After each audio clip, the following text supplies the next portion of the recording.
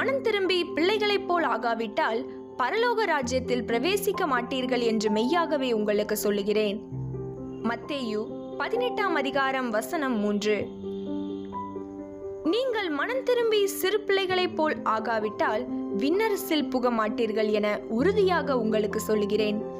மத்தேயு நற்செய்தி 18ஆம் அதிகாரம் வசனம் 3. I assure you that unless you change and become like children, you will never enter the kingdom of heaven. Matthew chapter 18 verse 3.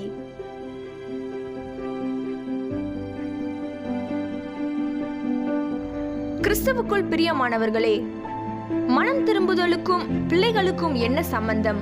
இந்த இடத்தில் பிள்ளைகள் என்று சொல்லப்படுவது தாய் தகப்பனை முற்றிலும் சார்ந்து கொள்ளுகிற மனநிலையை குறிக்கிறதா இருக்கிறது. நம் வாழ்க்கையில் நாம் தேவனை முற்றிலும் சார்ந்து கொள்ளக்கூடிய ஒரு மனநிலைக்குள் வரும்பொழுது நாம் மனம் திரும்ப வேண்டிய பல காரியங்களை உள்ளடக்கியதாகவே இருக்கிறது. இயற்கையாக மனிதன் வாழ்க்கையில் தன்னைத்தானே சார்ந்து நம்பி தன்னுடைய புத்தியையும் தன்னுடைய அறிவையும் தன் செல்வாக்கையும் நம்பி வாழ்கிற பாவத்தன்மை உள்ளவன். ஆதாம் ஏவாளின் வீழ்ச்சியில் இது ஒரு பங்களிப்பு. ஆனால் நம்முடைய வாழ்க்கையில் பிள்ளைகளைப் போல ஆக வேண்டுமானால் நம் வாழ்க்கையில் மனம் திரும்ப வேண்டிய காரியங்கள் உண்டு. அதாவது நம்மை நாமே சார்ந்து கொள்வதை விட்டு கர்த்தரை மாத்திரமே முற்றிலும் சார்ந்து கொள்கிற மனநிலைக்கு நாம் உட்பட வேண்டும். இந்த பிள்ளையை போல தன்னை தாழ்த்துகிறவன் எவனோ அவனே பரலோக ராஜ்யத்தில் பெரியவனாயிருப்பான் என்று இயேசு கிறிஸ்து சொல்லுகிறார். பொதுவாக தாழ்மைப்படுதல் அநேகர் விரும்பாத ஒன்று. ஆனால் தாழ்மைப்படுதலே மிகப்பெரிய கனத்தை நமக்கு கொடுக்கும் என்பதை நாம் மறந்து விடுகிறோம். பெருமை நம்மை அழித்துவிடும், தாழ்மை நம்மை உயர்த்தும் என்ற ரகசியத்தை அநேகருடைய வாழ்க்கையில் விளங்கிக் கொள்வதில்லை. பெருமை எப்பொழுதுமே நம்மை மனிதனிடத்திலிருந்தும் மற்ற உறவுகளிலிருந்தும் தேவனிடத்திலிருந்தும் பிரித்துவிடும். தாழ்மை தேவனோடும் மக்களோடும் நல்லுறவை ஏற்படுத்தும். எல்லாவற்றிற்கும் மேலாக தாழ்மை ஒரு மனிதனை தேவனுடைய ராஜ்யத்தில் பெரியவனாக உயர்ந்த நிலைக்கு கொண்டு செல்லுகிறது. ஆகவே நாம் சிறு பிள்ளைகளைப் போல கர்த்தரை மாத்திரமே சார்ந்து கொள்ளுவோம். அப்போது நிச்சயமாக வாழ்க்கையில் உயர்வான நிலையை கர்த்தர் நமக்கு கொடுத்து நம்மை ஆசீர்வதிப்பார். ஜெபம்.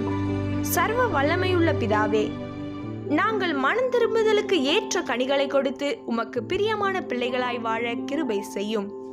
இயேசுவின் நாமத்தில் ஜெபிக்கிறேன் நல்ல பிதாவே. ஆமென். Beloved in Christ, what is involved with repentance and children? The so-called children in this place refer to the mental state in which the father is completely dependent. When we come into a state of utter reliance on God, there are many things we should be happy about. Naturally, man has the sinfulness of being dependent on himself for life and relying on his intellect, his knowledge, and his influence. This was a contribution in the fall of Adam and Eve. But if we want to be like children in our lives, there are the things we need to do in our lives. This means that we have to rely on ourselves alone and in a state of complete dependence on the Lord alone. Jesus Christ says, "Whoever humbles himself like this child will be great in the kingdom of heaven." Generally, humiliation is something that many people don't like. But we forget that humility can give us the greatest weight. Many people do not understand the secret that pride can destroy us and humble us. Pride always separates us from man, from other relationships, and from God.